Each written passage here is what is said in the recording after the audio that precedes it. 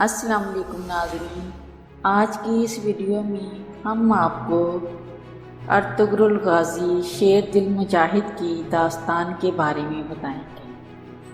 اس سے پہلے کہ ہم اس خوبصورت داستان کے بارے میں بتائیں، آپ سے درخواست کرتے چلیں کہ یوٹیوب کے اس منفرد چینل دلکش ٹی وی کو سبسکرائب کرتے ہوئے ساتھ موجود گھنٹی کے بٹن کو بھی دبا دیں تاکہ ہر نئی آنے والی ویڈیو کی نوٹیفیکیشن آپ تک باقاعدگی کے ساتھ پہنچتی رہے۔ آئیے ناظرین، چلتے ہیں آج کے موضوع کی جانب۔ آج کل ایک نئے کردار سے آپ سے تعارف ہو رہا ہے۔ کردار تو صدیوں پرانا ہے، لیکن آج کل وہ آپ سب کے سامنے آ رہا ہے۔ پاکستان پی ٹی وی میں ایک ڈرامہ چل رہا ہے، ارطغرل غازی۔ یہ کریکٹر جو ہے وہ 13ویں صدی کا کریکٹر ہے، اور اس کا جو تعلق تھا اس کے بارے میں آج میں تھوڑا سا اس کریکٹر کے بارے میں بتاؤں گی۔ موجودہ حالات کے ساتھ اس کا تعلق کیا ہے اور کون سی ایسی وجوہات ہیں جن کے ساتھ اس کو جوڑ کر دیکھا جاتا ہے۔ یہ پاکستان نے یہ ڈرامہ دکھانے کا فیصلہ کیوں کیا، اور جن کو اچھا نہیں لگ رہا ہے تو کیوں نہیں لگ رہا ہے؟ دراصل جب چنگیز خان کی قیادت میں منگولیا سے نکلنے والے بہت سارے منگول تاتاری حملے کر رہے تھے اور انہوں نے بے شمار ملکوں کو فتح کیا، بہت زیادہ تباہی پھیلائی، بہت زیادہ لوٹ مار کی تھی، ان کے فوجی بہت ظالم ہوتے تھے۔ اس دور میں جب انہوں نے تباہی اور بہت ساری ریاستوں کو تباہ کر دیا تھا، تو وہاں کا ایک قبیلہ تھا جو وہاں سے جان بچا کر بھاگا تھا۔ اس قبیلے کا نام تھا کاہی قبیلہ۔ اس قبیلے کے سردار کا نام سلیمان شاہ تھا۔ اس کے 4 بیٹے تھے، اور یہ ڈرامہ اسی کے ایک بیٹے کے نام سے ہے جس کا نام ارطغرل غازی ہے۔ معزز ناظرین، ہم آپ کو اسلام کے ایک سچے سپاہی اور عظیم سلطنت عثمانیہ کی بنیاد رکھنے والے ارطغرل غازی کے بارے میں بتائیں گے، اور ہم یہ بھی بتائیں گے کہ ترکی کے اس ڈرامے ارطغرل میں ایسی کون سی خاص بات ہے کہ حکومت پاکستان نے اس کی اردو ڈبنگ اور اس کو دیکھنے پر بہت زور دیا ہے۔ ارطغرل غازی خلافت عثمانیہ کے بانی ہیں۔ آپ کی پیدائش 1191 عیسوی میں ہوئی اور وفات 1281 میں ہوئی تھی۔ آپ کے 3 بیٹے تھے، گوہر، شہریار اور عثمان۔ آپ کے اسی بیٹے نے 1291 میں اپنے والد کی وفات کے 10 سال بعد خلافت بنائی تھی۔ ارطغرل کے اسی بیٹے عثمان کے نام سے ہی خلافت عثمانیہ نام رکھا گیا تھا، لیکن خلافت کی بنیاد ارطغرل غازی رکھ کر گئے تھے۔ اس کے بعد اسی خلافت میں 1291 اور 1924 تک 600 سال تک ان ترکوں کی تلواروں نے مسلمانوں کا دفاع کیا تھا۔ ارطغرل غازی کا خاندان وسطی ایشیا سے یہاں آیا تھا، اور ان کے جد امجد غوث خان کے 12 بیٹے تھے، جن سے یہ 12 قبیلے بنے تھے۔ جن میں سے ایک یہ کائی قبیلہ تھا جس سے ارطغرل غازی کا تعلق تھا۔ آپ کے والد کا نام سلیمان شاہ تھا۔ ارطغرل غازی کے 3 اور بھائی تھے، سارنگ، ذوالجناح، گلتارو، اور آپ کی والدہ کا نام حائمہ تھا۔ آپ کا قبیلہ سب سے پہلے وسطی ایشیا سے ایران سے پھر انطولیہ آئے تھے۔ منگولوں کی یلغار سے بچنے کے لیے جہاں سلطان علاؤ الدین جو سلجوق سلطنت کے سلطان تھے، اور یہ سلجوق ترک سلطنت سلطان ترک ارسلان نے قائم کی تھی، اور اسی سلطنت کے آگے جا کر علاؤ الدین سلطان بنے تھے۔ اسی سلطنت کے سائے تلے یہ 12 قبیلے رہتے تھے، اور اس کائی قبیلے کے ارطغرل سردار بنے تھے۔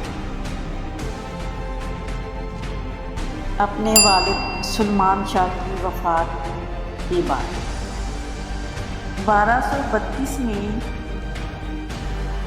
خلفۂ جہاں صلاح الدین ایوبی کے پوتے العزیر کی حکومت تھی۔ سب سے پہلے ارطغرل نے العزیر سے دوستی کی اور پھر سلطان علاؤ الدین کی بھانجی حلیمہ سلطان سے شادی کی، جس سے ان کے 3 بیٹے ہوئے تھے۔ پھر صلیبیوں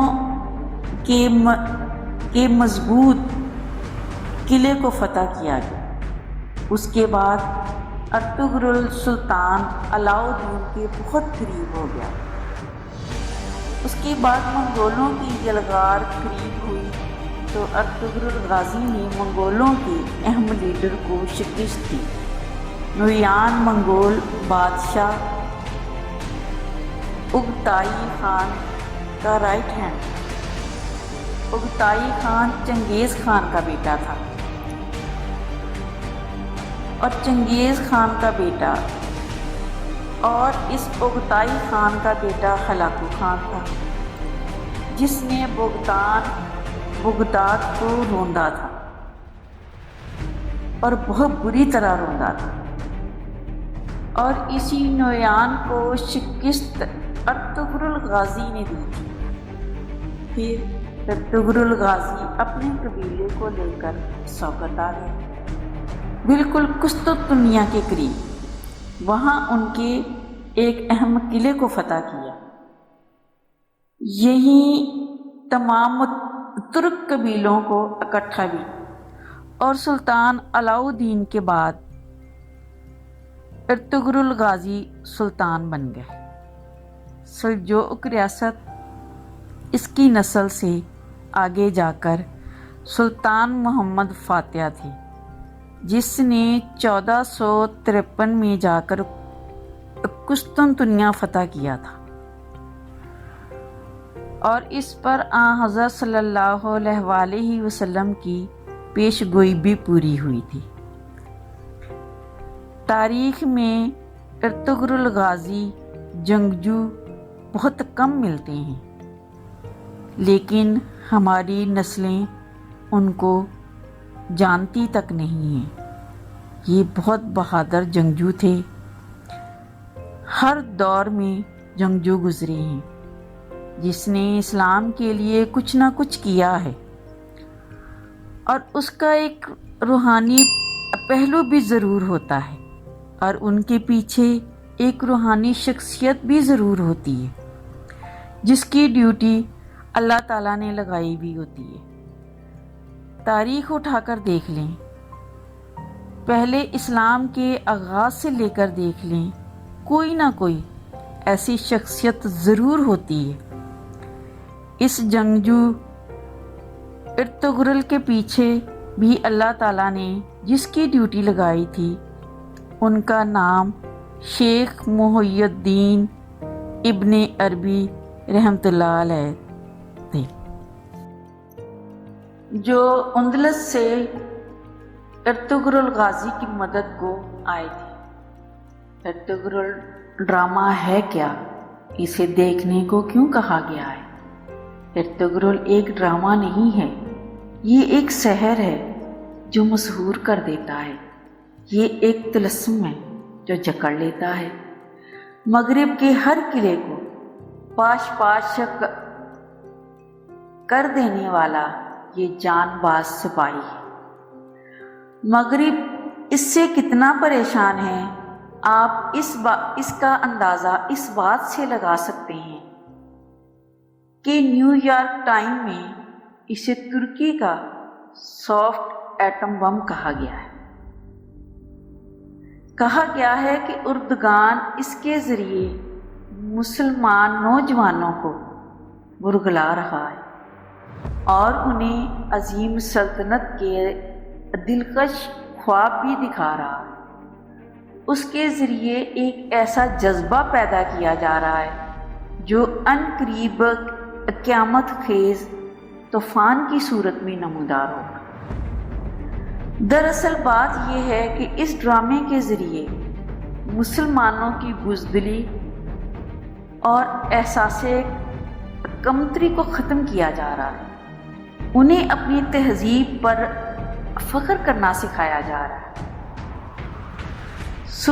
صوفیہ کرام سے تعلق قائم کرنے کے لیے انہیں محی الدین ابن عربی رحمۃ اللہ علیہ کی مجالس بھی دکھائی جا رہی ہیں، اور یہ ڈرامہ دنیا کے 60 سے زیادہ ممالک میں دکھایا جا رہا ہے۔ ہماری نظر میں یہ ڈرامہ اسلامی انقلاب کا ایک عظیم دائی ہے۔ ہم سب کو یہ ڈرامہ ضرور دیکھنا چاہیے۔ یہ ایک تاریخ ہے اور اس میں وہی کچھ دکھایا جا رہا ہے جو اس وقت ہوا تھا۔ ارطغرل غازی سے صلیبی اور منگول بھی پریشان رہتے تھے، کیونکہ یہ بے خوف اور نڈر سپاہی تھا اور کافروں کی ہر سازش کو ناکام بنانے والا ایک عظیم ہیرو تھا۔ اس ڈرامے میں عیسائیوں کی سازشوں کو بڑی تفصیل سے بتایا گیا ہے اور عالم اسلام کی ناتفاقیوں کو بھی بڑی ایمانداری سے بتایا گیا ہے۔ مسلمانوں میں چھپے غداروں کو بھی بہت اچھے طریقے سے دکھایا گیا ہے۔ اس ڈرامے کو دیکھنے کے بعد آپ یہ ضرور سوچیں گے کہ آخر کیوں مسلمانوں کی آپس کی لڑائیوں سے کون اور کیسے اور کس طرح سے فائدہ اٹھایا جا رہا ہے، جو آج بھی ایسے کردار آپ کو جگہ جگہ دکھائی دیتے نظر آئیں گے۔ اس ڈرامے پر پروپیگنڈے کے متعلق طیب اردگان نے ایک جملہ کہا تھا کہ جب تک شیر خود اپنی تاریخ نہیں لکھیں گے تب تک شکار ہی ہیرو بنے رہیں گے۔